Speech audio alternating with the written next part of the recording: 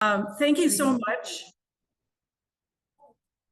for attending our panel. You can see that we're Zooming this presentation today so that members who can't attend can access the presentation, and it will also be shown on the League of Women Voters YouTube channel. So we hope that more people than who are here can attend, although we're very pleased to see such a good crowd here today.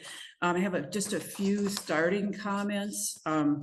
This event is co-sponsored by the League of Women Voters Roseville area in collaboration with Ramsey County Library, who has graciously supported so many of our events. Our mission as an organization, if you don't know, is to inform and encourage active participation in government and increase an understanding of major policy issues. We also influence public policy through education and advocacy, and this is one of our educational events, and we consider it an important one. So if you're interested in our work, we have an information booth in the back, and I will say men and women alike can be members of the League. In fact, many good men are. So please join us if interested. Just a brief acknowledgement. We acknowledge that our communities are located on the ancestral lands of the Dakota and Ojibwa peoples, and recognize that much of the wealth of our country was built by enslaved Africans and obtained through settler colonization. This history continues to impact us in ways that require our mindfulness and awareness. All right, we're very pleased today to have three panelists here today, and I'm going to let each of them introduce themselves, so I won't say much about them. The format today will work like this. Each of them has 3 questions to answer, and they know these questions in advance. 2 questions are the same. The first question will be them just telling you a little bit about their background. And then the second question is, I gotta read it or I won't get it right. From your perspective, what do you see as an optimal but sustainable news media landscape in 2024 and beyond? And then we have crafted an individual question for each person. And I'll try to jump in and read that question aloud when the time comes for each person, because each one of them will have to come up here for their part in the panel so that our Zoom screen works. So you have to kind of put up with that back and forth a little bit. I guess that's about it. At the end, we'll have time for questions, and we have little scraps of paper you can write them on, scraps of paper, hand raised in the back, and then just give them to me so I can read them out loud, you know, for the presentation at home. So we'll do that at the end. And I guess we'll just get started with the panel. And first of all is Ben Toff. So you want to take it away?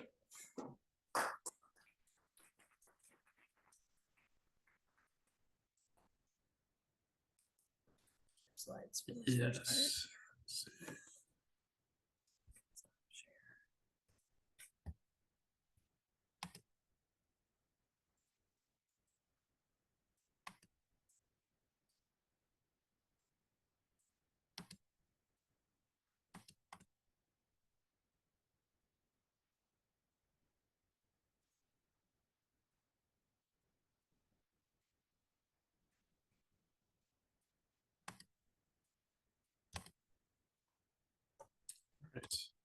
Right. Actually, I'll share my screen in a minute. I have some slides prepared for my presentation, but I'll start to just say a little bit about myself, just introduce myself and my background and answer that first of the 3 questions. And then my presentation will really try to cover both the second and third question sort of together. My name is Benjamin Toff. I'm the director of the Minnesota Journalism Center. I am a faculty member at the University of Minnesota at the Hubbard School of Journalism and Mass Communication. My background, I worked in journalism for about 6 years, most of which was at the New York Times in New York, doing a little bit of reporting about the television industry, although most of my role was as a researcher on the editorial page for one of the op-ed columnists. And this was during a period of time in which there was a lot of change happening in the news business. I was there as the digital side of the newsroom was merging with the print side of the newsroom as they were moving into new headquarters in Times Square. And then the Great Recession happened, and the newspaper was really teetering on the edge of bankruptcy. There was a moment at which it looked like we were seeing newspapers across the country closing down, and a lot of questions about the industry. Those questions have persisted. Things, at least for the New York Times, really did turn around, and they're in a much better, stable financial footing now. But it was around that time that I was looking around at the industry and thinking for myself, what do I want with my career? Do I want to stay in journalism? And I found, I was much more interested in studying what was happening to the news business, as well as our political information environment and the relationship between these two things. And so I went back to school. I went and got a PhD in political science at the University of Wisconsin-Madison. It was my first Midwest experience. And then got hired at the University of Minnesota here, where I joined the faculty. And my focus, a lot of my research focus is on people's relationship with news, the information sources that they turn to, and the kind of changing habits that they have around consuming news and information. And in my role, which I took on last year as director of the Journalism Center, I've tried to kind of reorient the focus towards doing what we can to support the local news ecosystem in Minnesota. As there has been all these changes in the information environment, the state of local news has different kinds of needs than 20, 30 years ago. And so the Journalism Center, which has actually been around since 1979, didn't have this mission in the past. It had a different mission around kind of celebrating careers of different journalists, around sort of a more national focus. And so we've really tried to reorient the focus. So I'm going to devote my presentation really to telling you a little bit about the Journalism Center itself and how we fit in, or at least how we hope to fit in to help to try to respond to some of the challenges facing the local news ecosystem in Minnesota. So I'm going to share some slides here.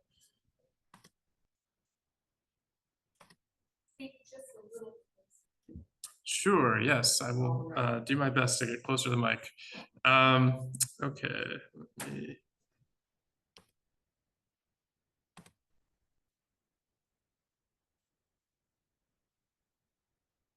There we go. All right, so as I said, I'm going to say a little bit more about the Journalism Center itself, and then I'll present some overview of some of the research we've been doing about the state of local news in Minnesota in particular. So the mission of the Journalism Center itself is to support a more vibrant, equitable, and sustainable ecosystem for journalism in Minnesota through the kind of three-pronged mission: educational initiatives, applied research, and outreach and engagement with newsrooms and journalists across the state. So on our educational initiative side, we have a lot of different kinds of programs at the Journalism School, but essentially they're all geared towards trying to improve, diversify, and support the pipeline for future journalists entering the profession. So we have a number of different internship programs, for example, provide students with experience working in journalism outside the classroom. We have a program called Report for Minnesota that places students in newspapers in greater Minnesota during the summer. One of our students this past summer was in Mankato and got to cover Governor Walz's election as a vice presidential nominee. And it was a pretty amazing experience to have that kind of on the ground experience as a college student before they graduate. And so we're really excited about that program. It's been expanding the last couple of years. We have a number of other programs as well to try to give students that on the ground experience outside of the classroom. We're also looking at trying to establish, in terms of some of our outreach and engagement work, other ways to support our students after they graduate in the early career stage of their progression. So one of the challenges what we can get into is, a lot of as there are fewer and fewer jobs in journalism, a lot of students who do want to go into journalism, they burn out very quickly because the pay is low, that they're overworked, they are working for organizations that are understaffed, they don't have the sort of mentorship abilities. So a lot of times they don't necessarily stick with it. So we're also looking to see where we can be supportive of efforts to improve that pipeline. The other areas that we are working in terms of outreach and engagement involve things like trainings. We did a training just before the election around fact checking and different kinds of tools and resources for journalists prior to the election to try to address some of the misinformation that might be circulating. We're also going to be starting a regular sort of convening a number of events, monthly events to connect the nonprofit and public media journalists network statewide, both around trainings, but also just around making connections across the ecosystem among journalists who may be working and sort of isolated in their own communities, but facing often very similar challenges. We're doing other kinds of events and trainings. We're doing a hackathon in January around lowering the barriers to entry around using generative AI in local news. So partnering with an organization called Hackers, as well as the Data Science Initiative at the university. So we're really trying to bring our the university and all of its resources to bear on serving and supporting the ecosystem itself in different ways. The third area has really been my focus, which is the research initiatives of the center. And these involve things, efforts to study the impact and effectiveness of different kinds of efforts to build trust or engage with news avoiders. News avoidance is a subject that I've spent a lot of time researching. This is the cover of my book that I published this year, based on about 6 years of researching news avoidance, starting a project that started in the UK. So these days I've been working with some news organizations to test and assess the effectiveness of different kinds of efforts to address some of those challenges. So we're working on one project right now studying young adults who increasingly are getting their news from TikTok and Instagram, and trying to understand what are they actually looking for from a news organization that's delivering content in that space, and what is the impact of following news in those spaces on their own relationship with news and journalism, as well as political engagement. One of the other major research initiatives involves understanding how the local news ecosystem itself is changing and what its needs are. And so I'm going to present some just main takeaways from some of that research in this last part of my presentation. And we put together a report we published last month. We're calling the Minnesota Journalism Center Ecosystem Mapping Project. But the idea with this report was to assess and try to understand what are the actual local sources of information statewide. And we know there's been a lot of changes over the last several years, and so we wanted to track that in a more systematic way. And this is really the most comprehensive effort to assess those changes in Minnesota that we know of. And the idea is to get, this is sort of phase one of a larger project to monitor the health of the ecosystem and what those changes are going forward. We did this in part to serve as a resource to the public. So that website I showed you, newsmap.umn.edu, is accessible to anybody. It's a searchable, interactive map of all the outlets in Minnesota, who they are, who they're owned by, and some other information about the organizations themselves. And I think increasingly, as people are facing what feels like a very fragmented environment, having an understanding of where you can actually turn for local news and what those sources are is really valuable. But also an effort to understand what's closed, what new outlets have come in to fill some of those voids, what communities are being underserved, what kinds of changes there have been in terms of ownership, and really try to establish this as a benchmark so that going forward in 2, 3 years, 5 years, 10 years, we can assess those changes over time in a systematic way. Especially as we'll hear, there's a lot of new interventions trying to address some of the problems and challenges in local news. So I'll just give you about 5 takeaways, and then I'll turn things over to my other speakers. We identified 602 local news outlets across the state, or at least media outlets that provide some local news and information, I should say. Not all of these are kind of traditional conventional news organizations. But we also found that about more than 12% of all local news outlets have closed since 2018. So about 11 outlets per year closing down. And this is something we're seeing, nationwide. Minnesota has many more outlets per capita than most other states. We have high levels of civic engagement, high levels of newspaper readership subscriptions. So we're sort of better off than most, but we're still seeing the same kinds of trends here as well. Technically, we don't have any news deserts in the way that that's typically defined, which is a news outlet in per county, at least one or more. So every county in Minnesota does have one that's at least serving a community in that state, in that county. But there's a lot of variation across the state in terms of what that looks like. So we do know there's a lot of clustering of outlets in the Twin Cities in particular. About a third of them are all based in either Hennepin or Ramsey County. But that's also where about a third of the population in Minnesota lives. So when you look at sort of where the outlets are located across the state, there's actually a disproportionate number in greater Minnesota outside of the Twin Cities metro area. And a lot of that's because you have in the suburban counties, you have a lot of people who are getting their news from organizations that are based in Hennepin or Ramsey County. And then statewide, you have a lot of very, very small community weekly papers that are serving very small communities. So numbers wise, in terms of population, they are a much smaller segment of the public, but there are many, many, many more of those outlets. And that's where we're seeing a lot of the closures, is among those smaller local papers. There has been a lot of new activity going on. So for every 2 outlets that have closed, there has actually been 1 new one that has been launched over the same period, which is encouraging. And we see a little bit more stability in terms of college newspapers as well as broadcasters. However, there's also been some recent closures even since we published this report in terms of some of the local broadcasters. And we see some growth in terms of ethnic media. So 5 of the 38 new outlets that have been founded during this period have been ethnic media, serving historically underserved communities, about double the rate of the whole news ecosystem. So places that are served by news outlets, when we look at the demographics of the communities that have local news organizations versus those that don't, they tend to be older and whiter than places without any news outlets serving them.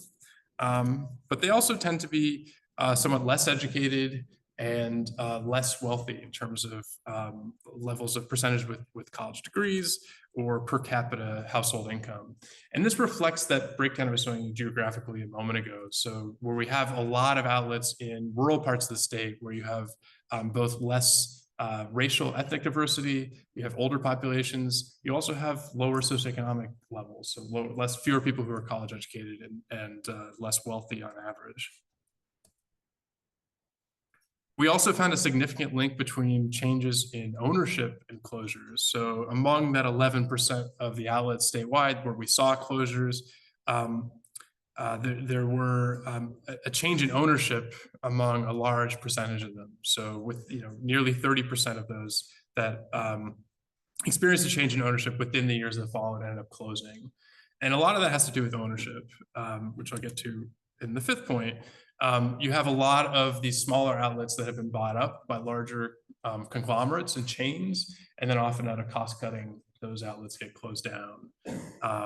So nonprofit news outlets are the largest segment, a relatively small segment of the overall ecosystem, but it's where we see the most growth. So about 13.3% of all the outlets currently are nonprofit. You can see the largest segment of the news outlets are owned by private commercial owners. A lot of these are small family businesses. Then on the left side of that breakdown, you see that's where you have some larger publicly traded conglomerates or commercial chains. In terms of closures, they've been across the board. In terms of commercial outlets, we see very similar breakdown in terms of percentages, although far fewer among nonprofits. But you see down at the bottom in terms of newly launched outlets, over 20% of them are nonprofits. And so this is where there's been a lot of activity and where there continues to be a lot of investment in local news. This kind of new model of membership supported, philanthropic supported news for local communities. So I'll just sum up, in terms of how I see all this fitting in. I think, the story here is that we do have a lot of concerning trends in terms of closures of local news outlets, but they're not just disappearing. There's also a lot of new activity happening. There's a lot of reinvention happening, a lot of new kinds of news organizations. One of the nonprofits that gets a lot of attention often, in addition to Nora's nonprofit that she'll talk a little bit about, has been Sahan Journal, which is a news organization that really tries to serve a community that has been really underserved, the immigrant communities in Minnesota. And so you have a lot of new activity that's really trying to not just replicate some of the things that were maybe not so great about local news in the past, but try to create new forms of local news that better serve those communities in ways that they weren't previously being served. But also you have some major structural inequalities in terms of access to news. Running a local news organization is still very expensive when you actually are doing real reporting and news gathering, and that doesn't go away. And there are some major, we can get into some of the other challenges around the economics of printing newspapers and how much is dependent on print advertising still for a lot of these local community weeklies, and that has become a very challenging part of why we're seeing a lot of closures. There's also some major changes on the audience side, the public's relationship with news. That is also a major factor here. So more and more people who are avoiding news, who don't see the value of it in their lives, who don't really recognize the kind of unique thing that journalism does for society that no other institution really can do, in part because they're increasingly conditioned to seeing all this information on social media that it's very hard to differentiate what is actually quality, reliable journalism from everything else that they're seeing. And so there's, I think, real need on the audience side as well, as we talk about the kind of demand for local news. I'll leave things there. I'll just say, this research that I presented is really just the first phase of this project. Just knowing where there are outlets is a very limited lens through which to understand the health of the local news environment. We know, whether you maybe think about your own local news source that may still exist, but in terms of the quality of that content, the depth of that coverage in your local community may be vastly different than 20, 30 years ago. And we know that that's been a major part of what's going on, and also driving some of the demand side challenges that we're seeing. A lot of people feeling like, well, what's the value of continuing to subscribe to this thing if there's not even really much coverage in my community? So that's one of the other areas that we're going to be looking at over the coming years, is trying to understand the content of local news and how that's been changing, and trying to understand what we can do about it. That's the ultimate goal of a lot of our work at the Journalism Center. So I will leave things there and turn things over to the next speaker.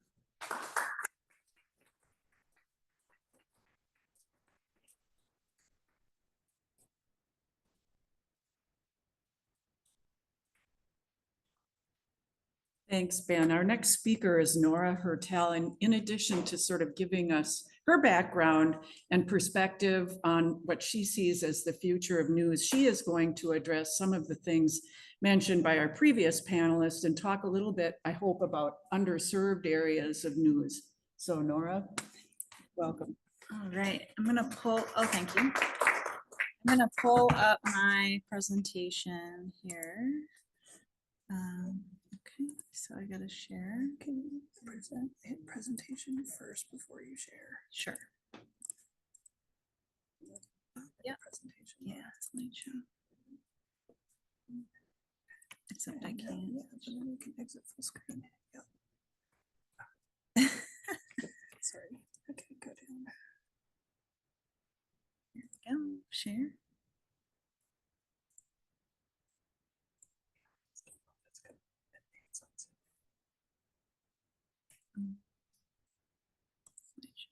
Is that looking okay? There we go. Thank you so much for being here. Thanks for inviting me to be a part of this panel to the League of Women Voters. I'm gonna adjust this so that you're not looking at my chin. I'm really happy to be on the panel with Patrick and Ben. I have followed both of their work for the last several years. And I'm going to give you a little bit of background about my organization, Project Optimist. I am the founder of it and the executive director. I'm also a journalist. I'll give you my background as well. And then I'm going to talk about news deserts, and I'm going to talk about how I see a future for news amidst all of the challenges in the field and then kind of in the world, how that affects journalism as well. Make the title small so that we can see your views. What do I need to shrink here? Participants are.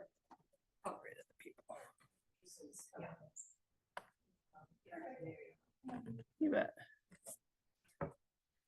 We'll get there. All right.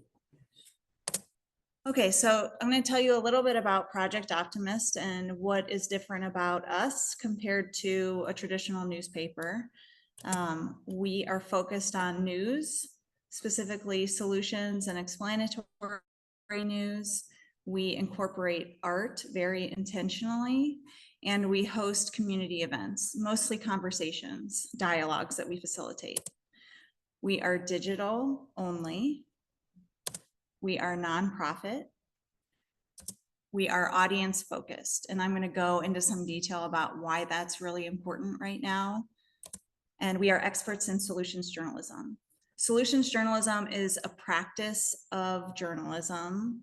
It's defined as rigorous and evidence-based reporting on responses to problems. So the focus of the stories are on the responses. It's not fluffy, it's not silver bullet. You interrogate the solution. How is it working? How could it work in other communities?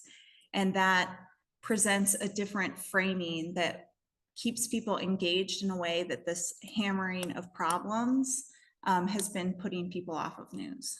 So solutions journalism, I'm kind of an evangelist for it. I train it, I love it, and that's our specialty. We also cover environment, social issues, and business. Those are our beats. We serve Greater Minnesota. I live in Wright County. I have staff in the Twin Ports area. I have board members around the state, contractors working around the state, and we focus on Greater Minnesota because that's an area that I believe is underserved. Right, I'm going to give you a little background about myself. This is me. Also, you can see me right here. This is me reporting, right? So I went to Lawrence University. It's a liberal arts school in Wisconsin. I studied music and French, and I did other things before I came to journalism. I did write for the school paper, but journalism was not my focus. I was a teacher, I was a server at a restaurant for many years. I managed the books for an organization, and all of those things have turned out to be very helpful for me as an executive director. But I'm gonna give you my journalism background now too. So I got my master's at UW-Madison, and there were two organizations that I connected with while I was there. They're both affiliated with the university, Wisconsin Watch. It's also called the Wisconsin Center for Investigative Journalism. They were maybe 2 years in, so they had just launched when I got there, and I worked there for a year. It was a great experience, got me really rooted in investigative journalism. And it also showed me what it looks like to launch a news organization that's nonprofit, that's digital, that is serving a very specific need that had been neglected. Madison Commons was also a digital news nonprofit startup on campus, created by a professor to fill a lack of neighborhood news in Madison. So as newspapers shrunk, they cut that hyper local coverage. So I became the managing editor. We covered food, transportation, things that really matter at the neighborhood level. And I had that experience of seeing like this could be the future for journalism. I then went and I had a stint with the Associated Press as a government reporter in South Dakota. I also worked as a government reporter in the USA Today network, or Gannett, for Gannett-owned newspapers. So Gannett owns almost all of the newspapers in the country right now. They own USA Today, they own the St. Cloud Times, they own 11 papers in Wisconsin, including the Milwaukee, what is it called? The Milwaukee Journal? Yeah, the Milwaukee Journal Sentinel. I started in central Wisconsin in Wausau, and transferred to the St. Cloud Times. So I was at the St. Cloud Times for more than 4 years as their investigative and government reporter. I joke that I'm a recovering political reporter. I am very happy to not be covering politics anymore, though of course it impacts us and it impacts our coverage. Actually, I think a lot of people come to us, come to Project Optimist because they need a break from traditional hardcore coverage, which we need it. We still need that. But I think we also need places that provide a little bit of respite. The Solutions Journalism Network is an organization that's really important to me. I'm an accredited trainer with them. I train other journalists in the practice of solutions journalism. I train regular people about solutions journalism. I really think it's important to the future of the field because it rounds out stories that when we focus so much on what's wrong, we are not telling the whole story. We're just highlighting problems. So it's not, I'm not saying we need to get rid of problem focused news. I'm just saying we need more stories about solutions. I do like to share this slide too. So this is me in elementary school. My mom brought home or brought up to me a bunch of my old journals. I always wanted to be a writer, and I was looking through old journals and I found one in which I was writing about how to solve environmental problems. So I found that and I was like, oh, so this is like a deep rooted thing for me. I want to talk about the optimal and sustainable news model, what I see as optimal and sustainable for news going forward.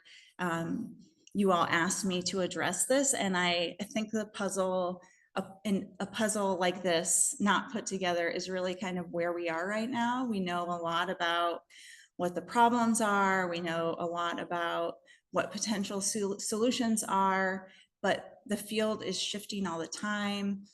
The emergence of generative AI is another complicating factor that we're all scrambling to adjust to and use it to help us and not use it and protect us from ways that it could hurt us.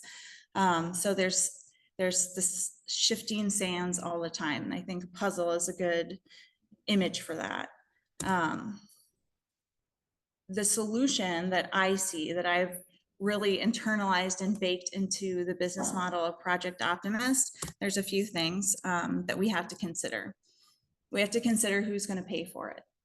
So the nonprofit model is popular right now because it allows for fundraising, grants. It still allows for underwriting or ad sales. I know a lot of organizations that have a for-profit side and a nonprofit side. So then you're really, it's called revenue promiscuity. You really just have all of your options open.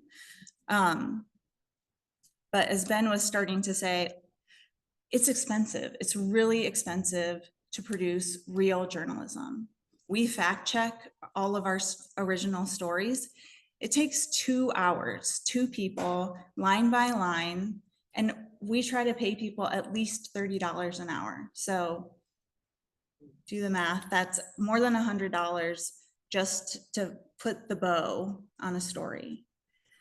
So when you want to pay people well, when you want to do the reporting right and check the facts and add art and support the creator economy, you're talking about real money. Sometimes when I estimate like a regular story, I would say it's $2,000. And that's not an investigative story. That's just a regular good story. So we gotta be diverse with our revenue, and our audience has to be willing to pay something. Journalists need support. Ben mentioned burnout. I was extremely burnt out when I left the St. Cloud Times. There had been attrition. They'd been laying people off, or people took buyouts, asking us to still do that work while our audience was disappointed and telling us how disappointed they were with the product all the time. You know, working through COVID, all the drama of that. It's a hard time to be a reporter, and it doesn't pay well, and you usually don't have a mentor. So when I left the St. Cloud Times, I was so did not want to leave journalism, but I couldn't do it the way that I had been doing it. So that's another driver for me to create Project Optimist. I basically have created a newsroom, the newsroom that I wanted to work in. You have to be nimble. Everything is changing all the time. The news, the stories are changing. I mean, having another Trump presidency is there's gonna be so much to cover. There's a lot of change. There's a lot of, it's just a lot. So we have to be able to respond to that while we take care of ourselves. We have to be able to deal with AI. There's just, it's popcorn. It's happening all the time. You gotta be flexible. I also believe that collaborations are really important to the future of journalism. We are working on that right now. We are partnering with a small radio station in St. Cloud. There are collaborations popping up around the country, basically pooling resources so that you can do the kind of journalism that might have showed up in newspapers 25 years ago, that newspapers do not have funding for now. Or maybe there are stories that were never done because they are about minority communities or underserved communities. So collaboration is important now, and I think increasingly important for creating journalism that serves our communities and conserves resources. Also audience. So my next slide is really all about audience. I think because everything is so fractured in the field, people are getting their news on TikTok and Instagram and from their neighbor and from the podcast and from the newspaper sometimes. It's just, there's no one source of information for people in our communities. So when you create your news content, you have to ground yourself in your audience and serve them, go where they are, serve them directly. There's no more of like, this is an interesting story, I think I'd like to write it. No, it really has to start with who is going to read it? Do they need it? Will they find it? So here's what I think audience first news really looks like. The reporters need to be in and from the community that's served. There needs to be ongoing dialogue between the newsroom and the audience.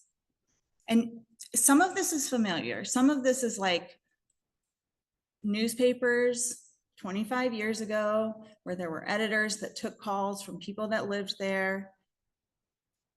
We're trying to still do that amidst all of the changes and the fracturing.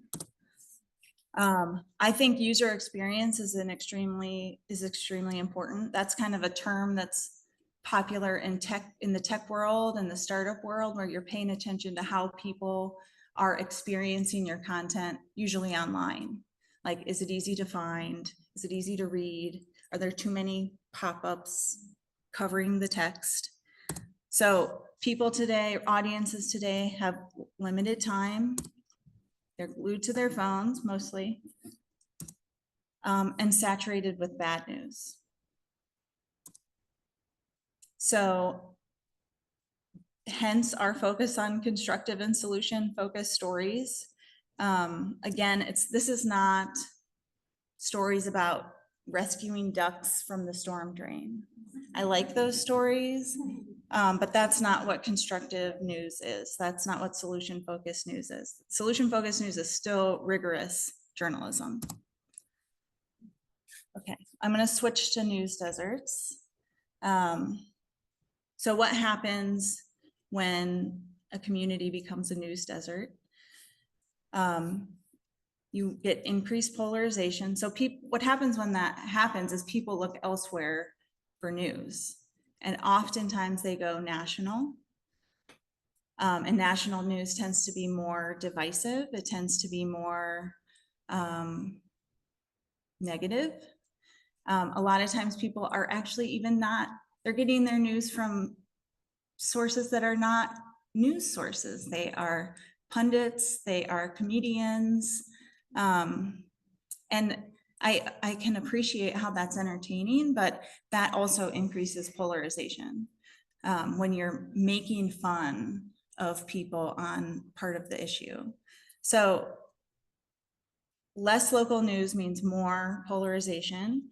It means less accountability for local elected officials. You don't have someone showing up at the meetings. You don't have someone, going line by line in the budget. There is more corruption when there's not a watchdog in town. And also less civic engagement. That one's kind of tied to the polarization thing, but I think it's important to mention that when everything feels dark and people seeing evil on the other side of the issue, you're not going to want to go out and engage with them. And that's, I think, tragic because we have so many big problems to take on in our society right now. I'm talking about demographic changes. I'm talking about climate change. I'm talking about mental health issues. There's just so many challenges that we have to be able to have a conversation to take them on. And when people tune out, that doesn't happen. Also, I just wanted to put a little ghost up here because not all communities that are not news deserts still suffer from these things because of so many ghost newspapers, ghost news publications. The St. Cloud Times had up to 50 people in the early 2000s. They have 3 that I know of, staff in the newsroom. There was a time in early 2023 when they had no one working in the newsroom because they did a series of layoffs, buyouts, and then the rest of the reporters resigned because they had no support. That's a bit of a ghost newspaper. And I say that's hard for me to say because I know some of the reporters who are working there still, and they are working really hard and they are doing good stories. And I don't mean it to say like that there's not anything good in the newspaper. It's just a whisper of what it used to be. So Project Optimist, we emerged really from that landscape. I'm an alum of the St. Cloud Times, and I stayed in the field only because I could create my own position, basically. We use art, solutions journalism, community conversations, collaboration, and we really care about the people that we work with and our audience. We consider, what does it feel like to read a bunch of stories that are full of conflict? Are they going to stay on the page after they read 2 of those? Probably not. So we really try to put people first. So this is what it looks like. Actually, we even have, you can be part of the solution there, but this is our website if you want to follow along with our work. It's projectoptimist.us. This is our homepage right now, I think. We publish every Wednesday. And yeah, we're basically a lab. We're a testing lab. We experiment, we iterate. We're in the process of overhauling our conversation model. And it's fun and it's scary and it's hard and it's expensive. But I wouldn't be doing journalism any other way.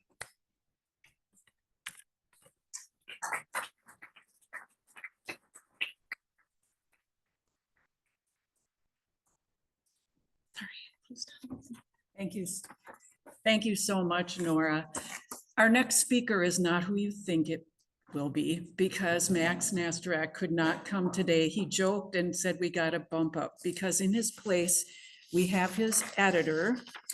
Patrick Kulikin is the editor for the Minnesota Reformer. He's going to speak without slides. We don't know exactly what he's going to say. It'll be a surprise for us too, but we hope that he will address some of the issues Nora just brought up. How can journalists be supported and support each other to continue to produce quality journalism?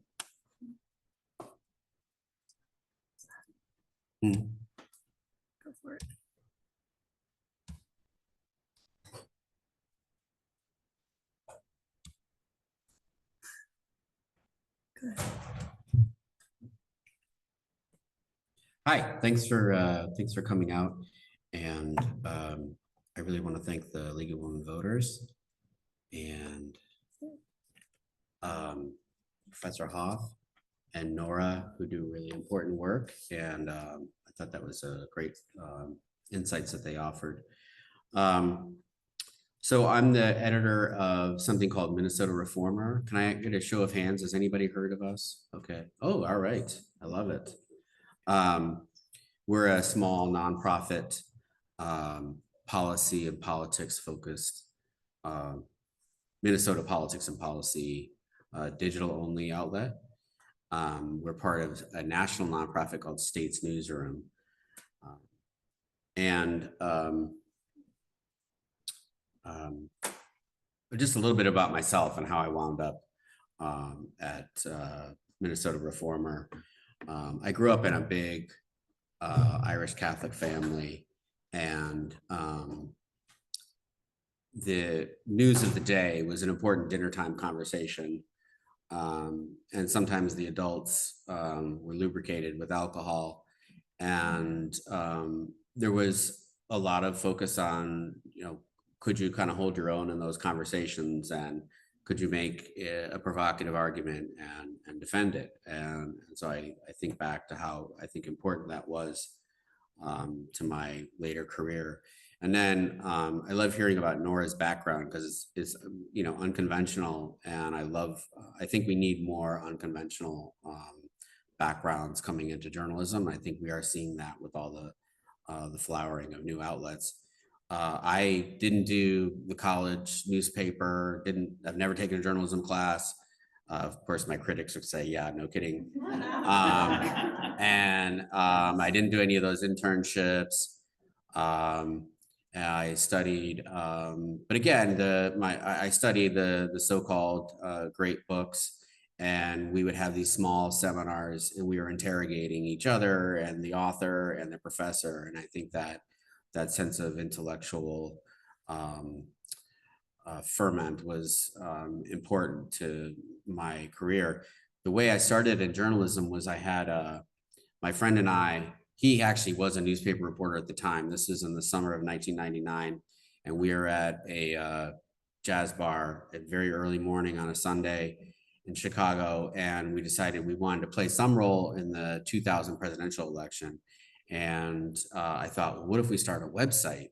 Now at the time, 2000, this is pretty early on. And so that was kind of like a radical idea. So we started this website, and we traveled around with the presidential campaigns during the primary campaign. And then from there, I had some like clips, these stories that I'd written. I mean, I did write them. They weren't very good. Maybe they were good. Maybe they were okay. Because then I managed to use these clips, these like self-published clips, to get a job at an actual small newspaper in Keene, New Hampshire. And then interestingly, my career after that was actually fairly conventional. And because I went from newspaper, I went to Seattle Times, and I was in Las Vegas. I did some university fellowships, and I wound up at the Star Tribune in 2014, where I was a Capitol reporter. And I was there for 5 years covering politics, elections, and the state government. And then in 2019, these folks from this nonprofit, States Newsroom, they came around, they said, do you want to found an outlet in Minnesota? And it sounded pretty attractive because I wanted to get back to my roots of doing something really different. So they, the founders and funders, their idea was that state government policy and politics are really incredibly important to the average person's daily life. School funding, road funding, water quality, you name it. The state legislature is setting that policy usually. And it was collapsing all over the country. You're seeing Capitol bureaus close, and very often you'd have like one reporter left in the state capitol in North Dakota or South Dakota and other places. Not true here. There's still a very robust statewide policy and politics coverage here. But I thought that there was a space for an outlet that was going to be more, well, more in my own image, that was more confrontational and had a little more maybe edge to it. And so we launched in with 3 reporters and myself in January 14th, 2020, which turned out to be an amazing time to start a news outlet in Minnesota. We were really focused on what we call in journalism, enterprise journalism. What that is that's when you're really going out and you're getting the story. So you're not going to a press conference and telling people what happened. You're going out and you're finding somebody who's got something to tell you that they shouldn't be telling you. You're finding a public record that is of important, that is public import. And you're kind of connecting dots and revealing things that people in power often do not want to be revealed. So I've been incredibly fortunate to be able to work with some incredible people, one of whom is Max Nestrak, is supposed to be here today, but he has important business in Colombia. But Max, incredible reporter who I keep overusing that word, sorry. He's an excellent reporter. Just to give you an example, in late 2020, we published a story. It was called Bad Cops, and there were Minneapolis police disciplinary records that they were keeping. They would not turn over. We engaged a contributor of ours, engaged in litigation to get those records. Max went through those records. It was thousands of pages, and he put together the story that really showed the problems in the Minneapolis Police Department discipline system. Nora, talked about people just banging on the problems, and we do have a joke in our newsroom that we're in the problems business.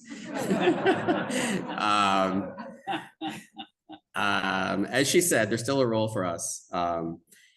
And we've continued to try to do stories. I mean, the beauty of that story to me was, here's records that the police department doesn't want the public to see, and we're revealing it.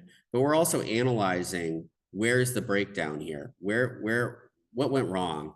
And then also, Max did a great job of really telling a story. He told the story through one officer who they really struggled to fire despite repeated malfeasance. So it brought together storytelling, analysis, and an investigation. We did similar type of work about 3M dumping chemicals in the East Metro, wage theft on the part of a project owned by the Minnesota Vikings. Lots more criminal justice work. Recently did a story on HOA abuse of homeowners. So that's the type of work we've been able to do. I'm absolutely, it's the most exciting stuff. It's been the most exciting period of my career. Now I'll be 5 years in December. Now we were going to talk about optimal, well, a little bit more about the Reformer. So we are free, no paywall, no ads. We are supported by philanthropy. And we're doing, ideally one enterprise story a day. It doesn't always really work out that way. That's the goal. So that, again, that's a story that would otherwise not be told. And then shorter items, because we're free, we do believe that if there's a major news event, like during the pandemic, when they had announcements about public health restrictions and so forth, and vaccine availability, we want to make sure that we're doing that reporting because, again, we're free. Other outlets aren't. And so that's a public service that we do. We have a daily newsletter. You should sign up.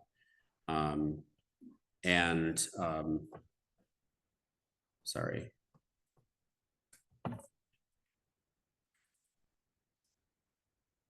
And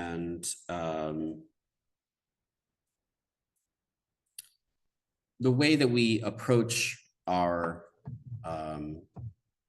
journalism is, for one thing, there's a lot of coverage here in the Twin Cities, especially a bit in Minnesota more broadly. So we're really looking for stories that other people are not getting to. So for instance, Max is our full-time labor reporter. As far as I know, he's the only one in the state. So we're looking for, where are there areas that we think deserve a lot of coverage that are not getting coverage. And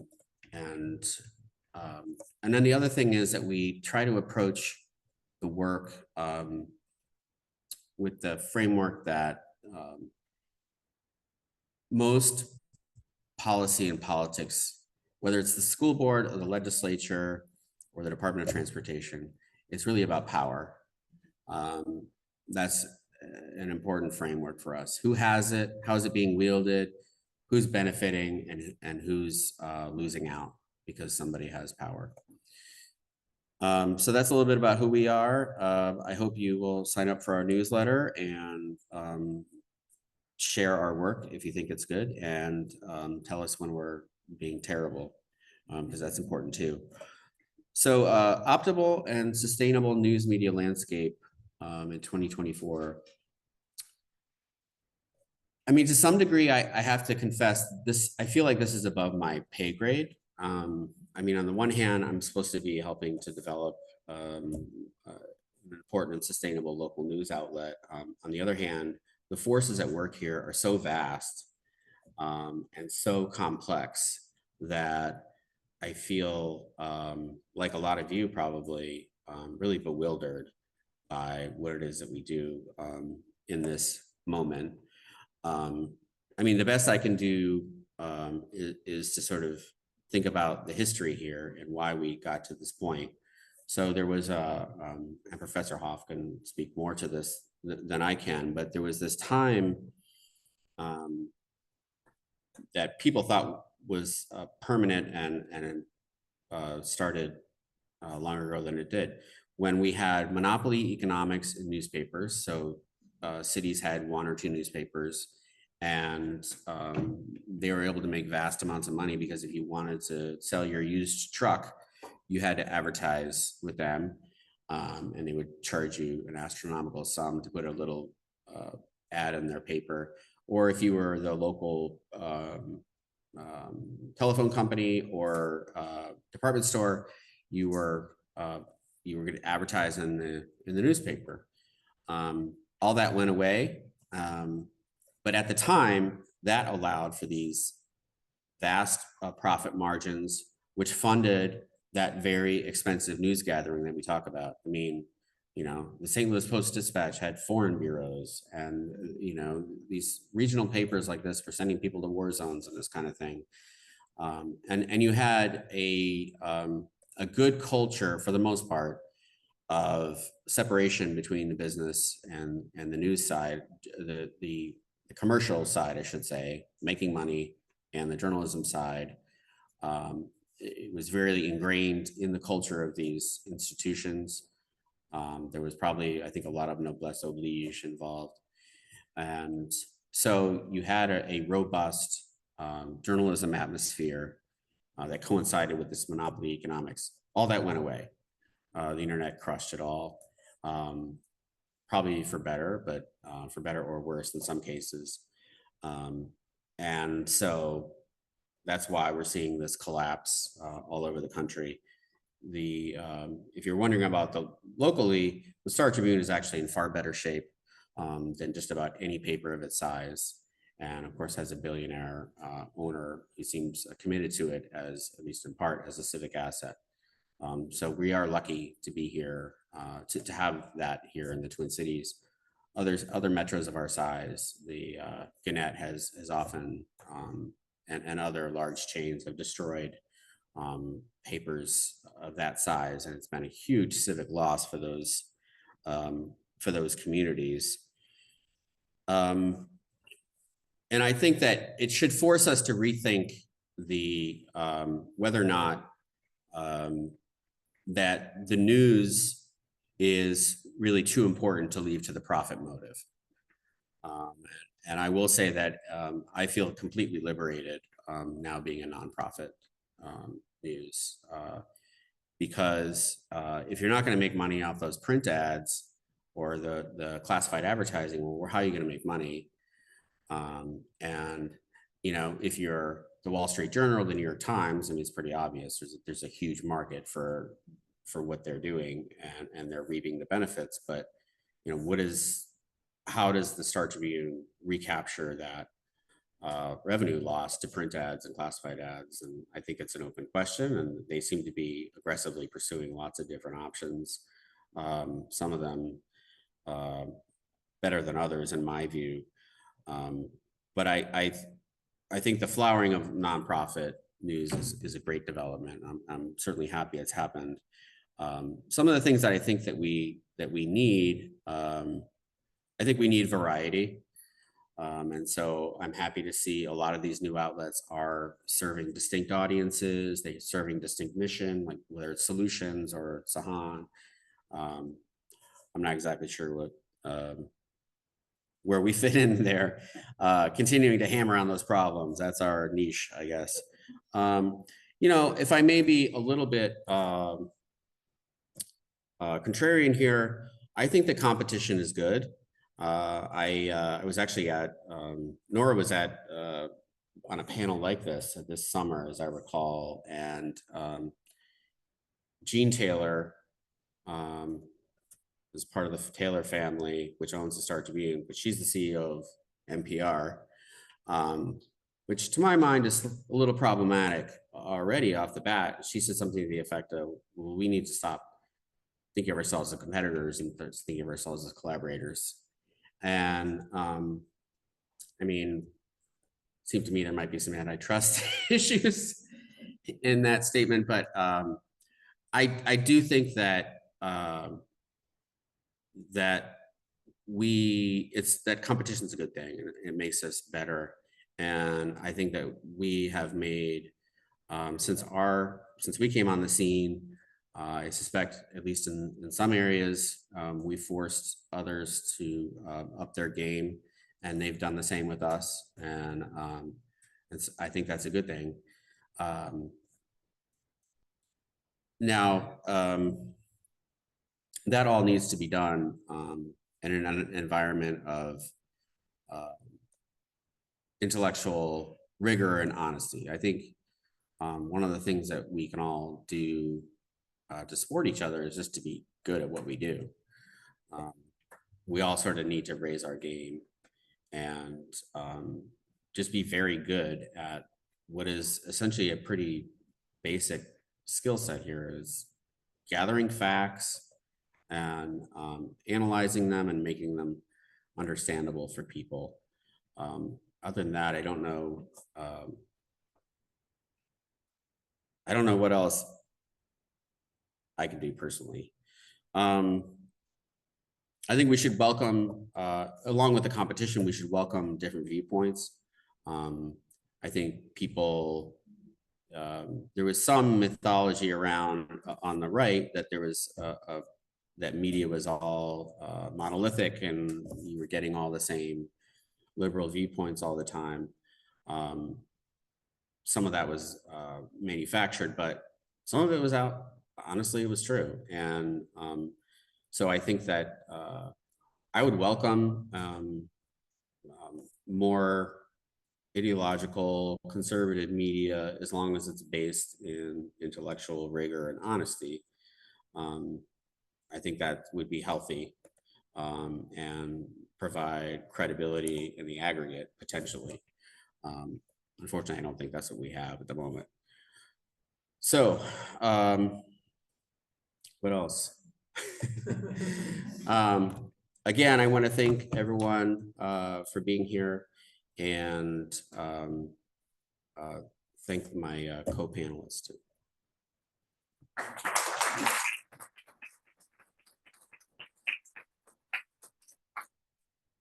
Thank you. I have been collecting questions from the audience, and I've kind of organized them as I think they'll fit various speakers here, and I'll ask the speaker then to come up There might be a question one of you wants to jump at. Feel free to jump up and come here. And this first question is one of that kind. How have regional news outlets, East and West Coast, influenced the urban-rural divide, in your opinion?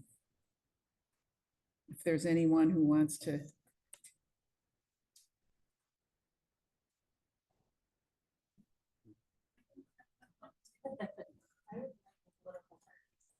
Okay, you want to address that? Because you'll have to come up here and just speak to the question, if you would. My first thought is to blame the political parties because it's been very expedient for them to focus on urban and rural and push their narratives. And I think it's been very divisive. I mean, I was the political reporter, so I would get all the press releases from the party offices and from the candidates or the elected officials. And it's all very, you know, calling people names, that kind of thing. Very unhelpful, I think. In terms of news outlets and how those might impact, I mean, we could talk about parachute journalism where you have coastal publications or television stations coming to the Midwest when there is an emergency, or it's usually a bad thing. So like when George Floyd was murdered, everybody came here. I did not do a thorough review of all of that coverage, but there's no way that CNN did a better job than the local stations because they are here and they are rooted in the community. So, I mean, also, I'm just going to give a shout out to Georgia Ford too, because she emerged in that moment as an independent journalist and has created a television show and won a number of Emmys. So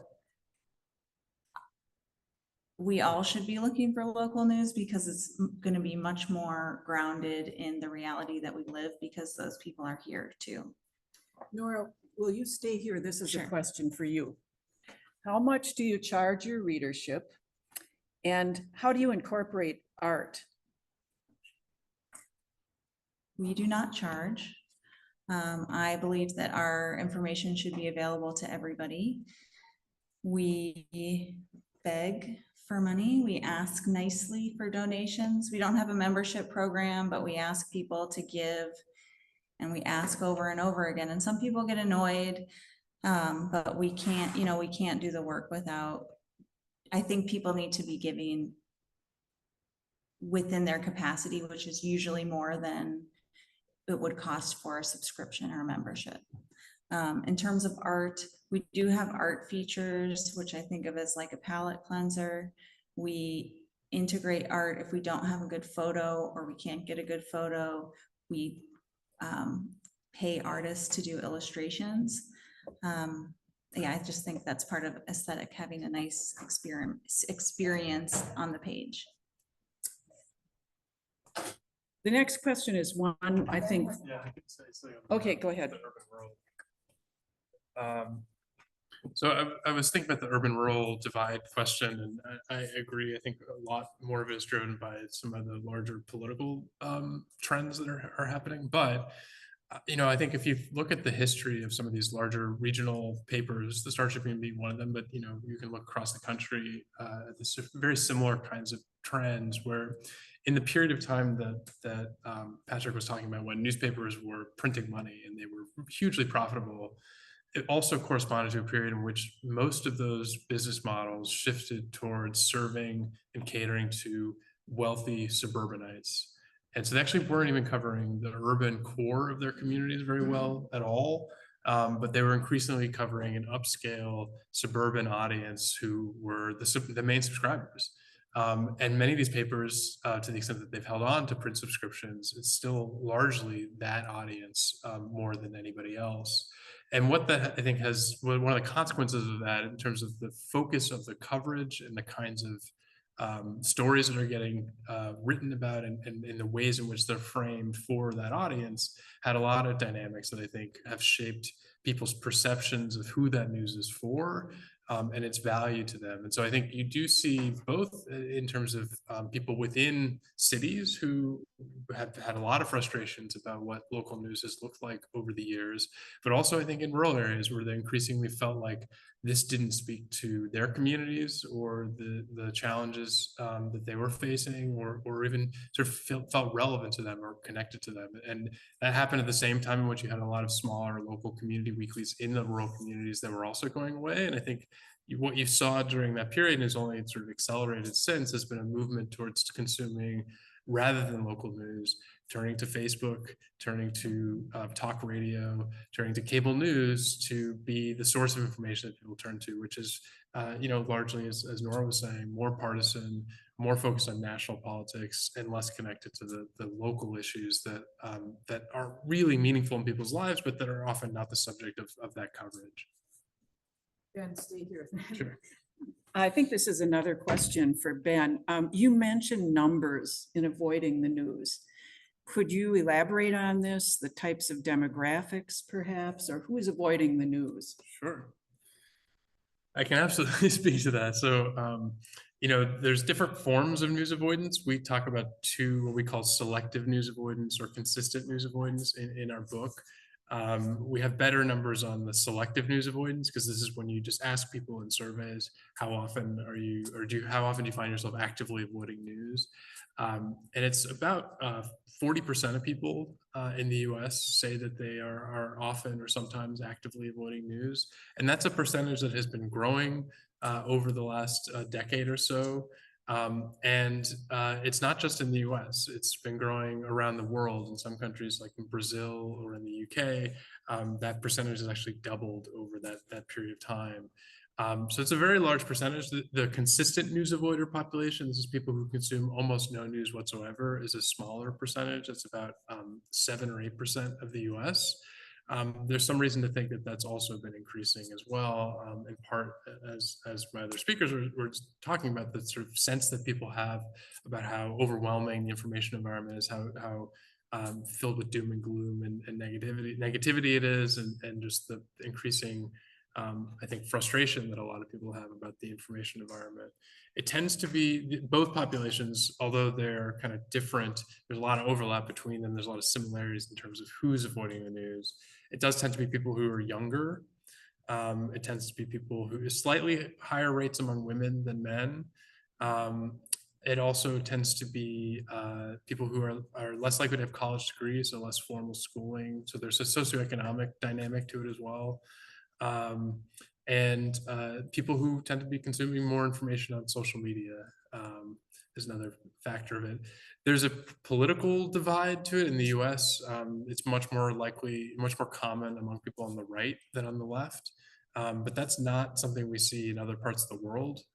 The more consistent pattern we see around the world is people who are less interested in politics, who are less politically engaged, politically connected. They're much more likely to be news avoiders, and it's intertwined in terms of what's cause and what's effect. But what we see one of the biggest predictors of being a news avoider is a lack of political interest. And so that's also part of why we think it's important to study, because it also becomes harder for people to engage politically the less news and information they're consuming. I'm not sure how to have anyone answer this question. Maybe you can report to me and I can report to Zoom. As panelists, had you met each other previously? I don't think so, right? You had. You knew each other. Okay. All right. The question, I think they had met each other, some of them, or they had heard each other and heard of each other or read each other's work. My take on this is that in the Twin Cities, the journalism world is somewhat well connected with each other in different ways. I don't know that you have dinner with each other every, Friday night or anything, but what are some, and I don't know who wants to take this one on, but what are some common attributes of sustainable, successful local news outlets? I know you mentioned the Trib as being a sustainable news outlet. Are there other characteristics? Anyone want to take it on or?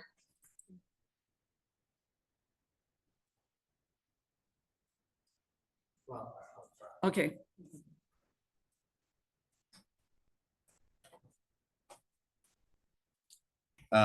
So what are the characteristics of a sustainable news outlet? I think the obvious one to me is you have to have an audience. And so, you know, how do you get an audience? For us, that means we're delivering information often extracted through a lot of challenges that people cannot otherwise get. And then and they feel like they need and want that information. If we were to, and that has led to a really sharp rise in our readership, which we can then turn into donations. It also has raised our credibility locally and allowed us to compete for local grants. So, and then of course, it's also made our national nonprofit happy. So, but if we're talking about the for-profit model, then I think that's a very different thing, but that's what we've done. But again, I think it's universal insofar as you have to find an audience and an audience that is loyal. One other point. So one other thing I'll just add, and part of the reason why I think this is such a challenging question is that what looks like a sustainable model at one particular moment in time may not last. And so a lot of the digital news outlets that for a time were really growing rapidly and getting a lot of investment, these were mostly commercial. A lot of those models were built on a relationship with digital platforms that decided they had different priorities. And so a lot of those business models that were really fueled by getting the attention of the public through whether it was Facebook or YouTube or other ways in which audiences were finding those outlets.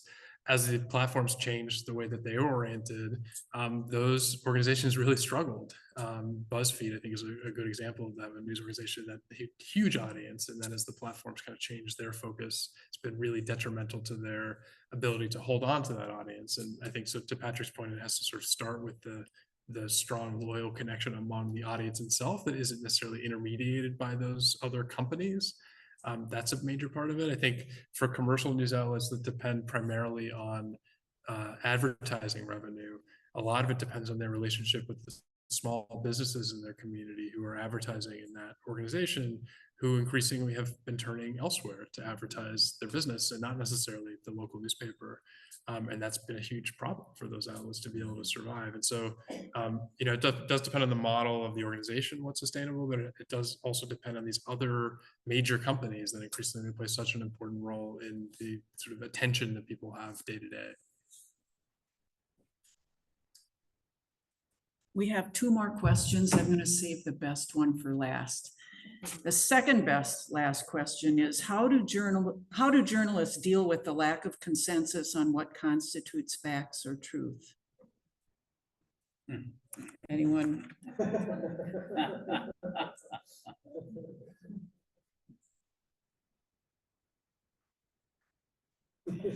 No one wants to answer this question.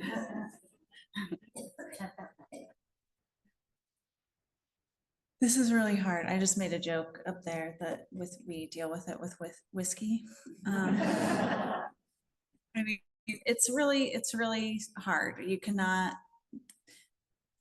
make everybody happy, and that is part of, some of it's because the media environment is fractured, and some of that is causing the fracturing. So we're kind of in this cycle of division and yeah. So in terms of facts, I mean, we do fact checking. So, and this is a really hard question. This is like $1 million question. I think really you just cannot make everybody happy, because even when you fact check people, and I used to do fact checks with Milwaukee Journal Sentinel and PolitiFact, it does not change people's opinion. In fact, sometimes they double down. So I mean, I'm kind of more, if you can't tell, my organization's called Project Optimist. I'm on the charm offensive, trying to bring people back together. Because there are so many forces of division, and just thinking about what do we know about people's psychology, and hammering them with facts does not build any bridges. It really is stories and building empathy. But it's so different. Yeah, I'm curious what you're- I'll take a shot at this. I just want to point out here that the newly nominated Secretary of Health and Human Services is an opponent of vaccines. I mean, how am I supposed to operate in an environment like that? And again, I don't have an answer except a little bit more historical context. There was a time not very long ago when it was almost impossible to be a publisher. But we had maximum privacy. And now we've democratized media completely, and everyone is a publisher. Of course, there's no privacy. So that's just the flip that we've done. And we clearly, as a country, have not come to terms with that. And so we're really operating in very different realities. Now all I can do in response to that, again, I feel like something's just above my pay grade. All I can do is be very rigorous and intellectually honest, and in the pursuit of facts, and do our best. And I do hear the that it just doesn't matter, that PolitiFact is a great organization, and has grown markedly. A friend of mine is an editor there, and it's just not, it must feel very hopeless, I imagine, to work in that environment. And sometimes it does for us too, but to me, that doesn't really change our mission and our day-to-day work. This is what our obligation is, and we're going to continue to meet that obligation. The fact that we live now in this bewildering information environment, I don't really have any control over that, except to continue to do fact-based journalism.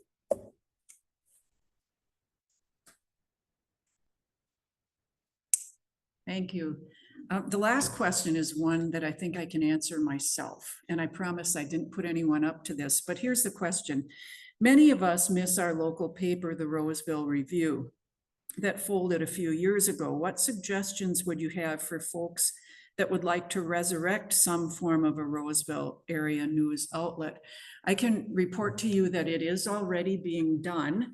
And I speak now as not a league member, but as a citizen of Roseville. I'm part of a team that is putting together a newsletter of some form, a newspaper of some form.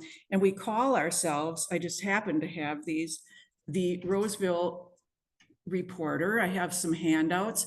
We are a nonprofit. We are very much in the starting phase.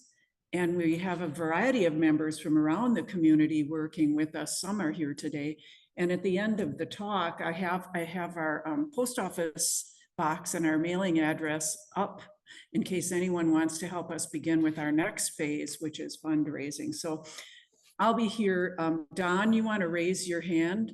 Don is one of our founding members, and he could hang around if anyone wants to talk to him.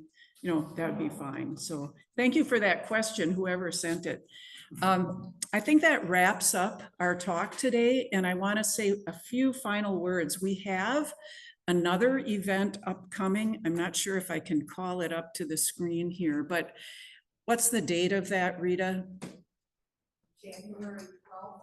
January 12th, and this event, it's another Sunday afternoon event. This one will be at Maplewood Library, and it is understanding the role of judges beyond the gavel. And we will have a panel of judges from all levels of the courts in Minnesota. For those of you who don't know how our legal system works, it's a great event for you to learn about a topic I think that many of us do not understand. So we have some posters up in the back. I'll leave this on the table here. And what? Person, one of the people that's organizing that is back here too, Margot Bach. Want to So raise if your you have hand? questions, Margot, yeah, please see her. And again, I thank our panel members. This was very, very interesting, very timely. And once again, the league, very appreciative of your work. Thank you.